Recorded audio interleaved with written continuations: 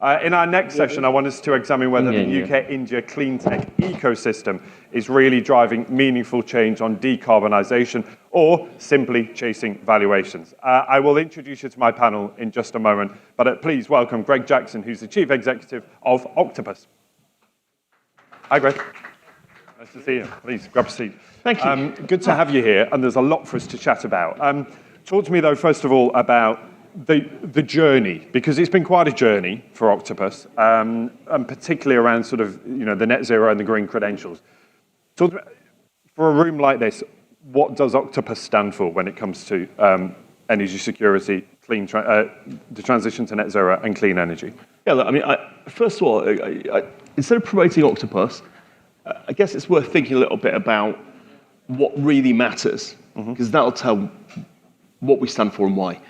There's a great book on business by a guy called John Kay. He's a professor at London Business School. He also writes for the FT, I think. And it's called Obliquity. And the subheading is Why Our Goals Are Best Achieved Indirectly. And really what he examines is the importance of building businesses that do something fundamental, rather than chasing a short-term trend or profit. And so when you ask that question there about, for example, what we do for energy security and so on, I think we didn't set out with the energy security at the top of our agenda, but we did set out with the fundamentals of a better energy system. Right. And I think a better energy system, fundamentally, is one which doesn't contribute to climate change, in fact, which helps tackle our impact on climate. It's one that's cheaper than the existing energy system. And it's one that is better for customers, consumers, and businesses than the existing one. And so we set out to create a solution that would deliver on those objectives. Because we all came from a technology background, my co-founder, James here, is sort of the Richard Rogers of software, a brilliant technical architect. The way we wanted to achieve this was through tech. Now, I think when you're creating something that's better, a fascinating, rather than chasing a short-term trend, for example, we've never said we're an ESG stock. We've always said we're an energy technology stock. And I think what it means is that when the world changes, you're still relevant. Whereas I think, for example, what we're seeing right now, as we have the Trump administration, we have countries around the world worrying about the cost of net zero. By the way, we also have the challenges of energy security, our reliance on fossil fuels, which have proved to be a very unreliable partner. As we see all these changes, companies that set out to deliver on the fundamentals are more relevant now than ever before. And I hope that applies for us, but I think it applies for any entrepreneur when they're thinking about what they're going to build. And so for us, what we've always thought is how do we harness the incredible technology advances of renewables? Solar is 98% cheaper now than it was in 2004. Grid-scale batteries are 90% cheaper than they were just a decade ago. Electric vehicles have gone from being a 100 grand Tesla to the cheapest one you can buy in the UK is £11,000. And in countries that have got three-wheeled vehicles and high proportions of two-wheeled vehicles, you've got vehicles that are 5 times cheaper than the fossil fuel equivalent, right? So how do you harness all these changing technologies for a better solution? And by the way, the reality is, if we can go back to fundamentals, we've got every opportunity of delivering vastly more energy security, much more cheaply, and by the way, it's not going to knacker the climate. I'll come on to the tech in just a sec. You talked about wanting to come and do something radically different and shake up a market. There's also a feeling that, the minute you arrive at that, you hit a whole wall of obstacles. Talk to me about those obstacles. In what is a pretty old, staid, traditional market, what did you have to overcome? Yeah, well, I think there are lessons in this for governments and for entrepreneurs. But the first thing is, we built businesses before. I'm a middle-aged entrepreneur, so this is like my 5th business. And I built businesses before which have done things radically differently. I think there were 2 major obstacles that apply in energy that don't apply as much in any other sector. The first one is the power of incumbents. So when you're building out in the traditional tech sector, you're often building into white space. You're creating solutions where there's never been a product before. You're competing against a sort of an opportunity that hasn't yet been built out, not against incumbents. But in energy, almost every unit of power we deliver is replacing someone else. And typically, the someone else is the most powerful industry, other than maybe defense, the world has ever seen. The power of oil and gas companies is extraordinary. But even the power of incumbent electricity companies, many of which used to be part of governments and sometimes still are. And so when you have a new solution, they can feel very threatened. Now, we've tried to work with them. Like, for example, we license our technology to those companies. But the second barrier, it compounds the issue. And I think that is that electricity in particular is so heavily controlled by legacy regulation that change is difficult. Look, I'll use the UK as an example, but by the way, the UK is actually one of the better markets. By law, our generation and consumption have to be connected to the grid. So I can have customers who want cheap, clean electricity, and I can have investors who want to back us to build cheap, clean generation, but we can't connect them because we have to wait till the bureaucratic process, 5, 10, 15 years to connect to the grid is completed. And even when we do connect them, we have to abide by the outdated regulation that manages the grid.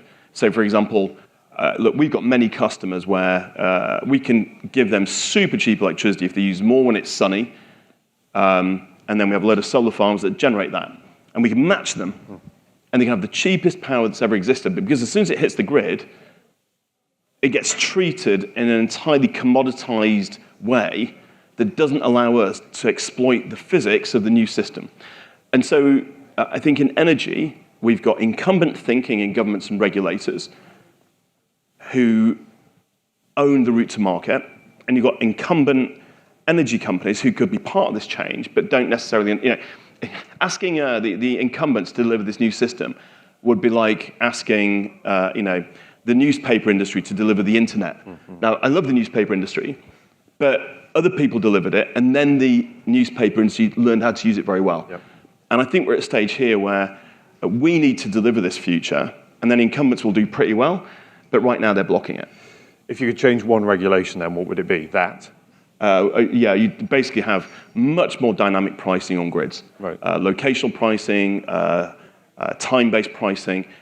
You'd have much lower fixed costs, because the fixed costs kill the ability to capitalize on the cheapest electricity when it's windy and when it's sunny.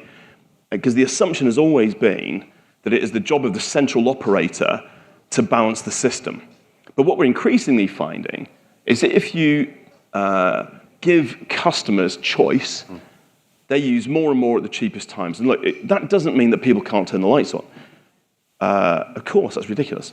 What it means is that if they've got an electric vehicle, it is mad to charge it when the grid is at peak load, and it is incredibly cheap to charge it when the grid has got loads of sunshine.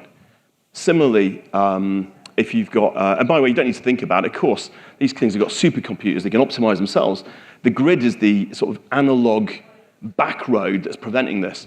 And similarly, industrial users. I was talking to a data center company, and they said, look, we need to be near London. And I said, what if the electricity is half price? And they said, we're going to Scotland, right? And it's like understanding that the old world, where price didn't matter, because all you're doing is throwing coal in a generating station, doesn't fit today's technologies.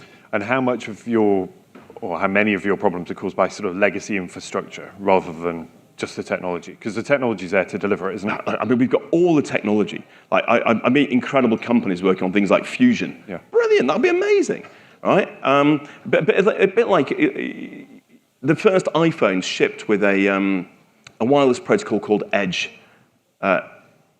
Today, if you get that letter E on your phone, you turn it off and write a letter because it's got higher bandwidth, it's faster.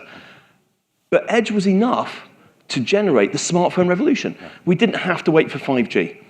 And in the same way, like the combination of wind and solar with a little bit of battery, and if we really need it, some gas as backup, can give us a virtually clean power system that's dramatically cheaper and more resilient than today. And the only thing stopping it is we've got these great big legacy monolith grids regulated in such a way that it completely prevents these technologies doing what they can for consumers and for businesses.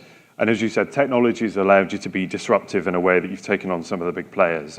What are the problems you still haven't solved? And if you're a tech firm now, what could they come to you with and say, you know what, here's something that'll fix that problem? Yeah, I mean, first of all, look, there's a great story about, there's a footballer called George Best who played for Manchester United. He was a remarkable footballer. And the tabloid newspapers were every week full of the disasters of his life.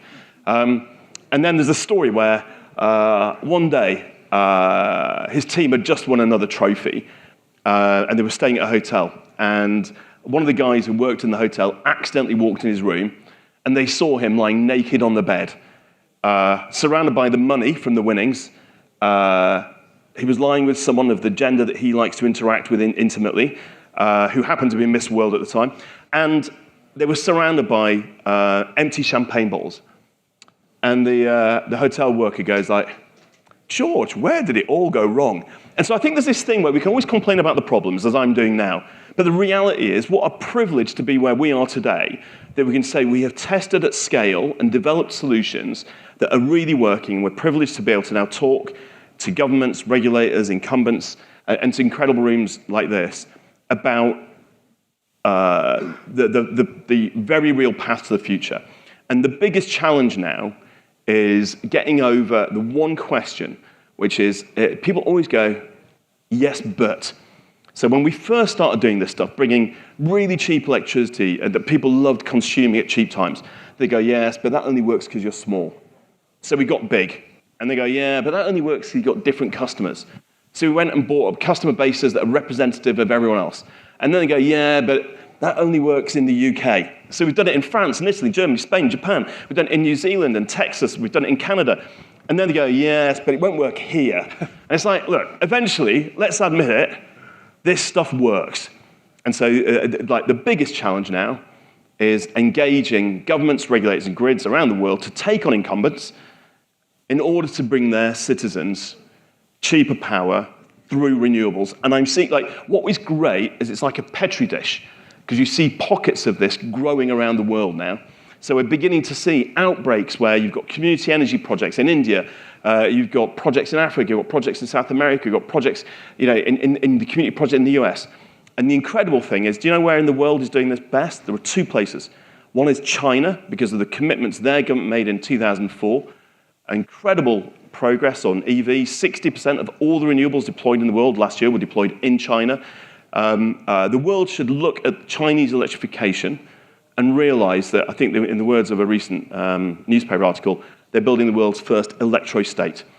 And when they're able to power their society on unbelievably cheap, totally secure solar, powering the world's biggest fleet of the world's best and cheapest electric vehicles, and increasing their industry is going to be powered by this stuff, we'll see that they've reached escape velocity for all of the problems that fossil fuels cause. Of course, today, they've got too many coal power stations, but they're going to reach peak fossil fuels maybe this year, maybe next year, worst case year after.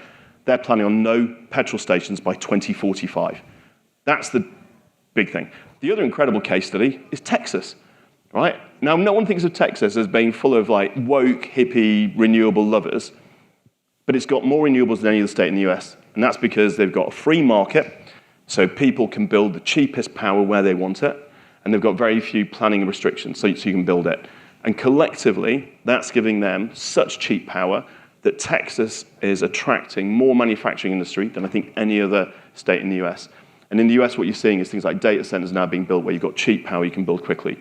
So I guess, to me, these are like, we've got some great case studies as a company, but when I look around the world, those are places that should inspire all of us. And it's not about politics, it's really about economics.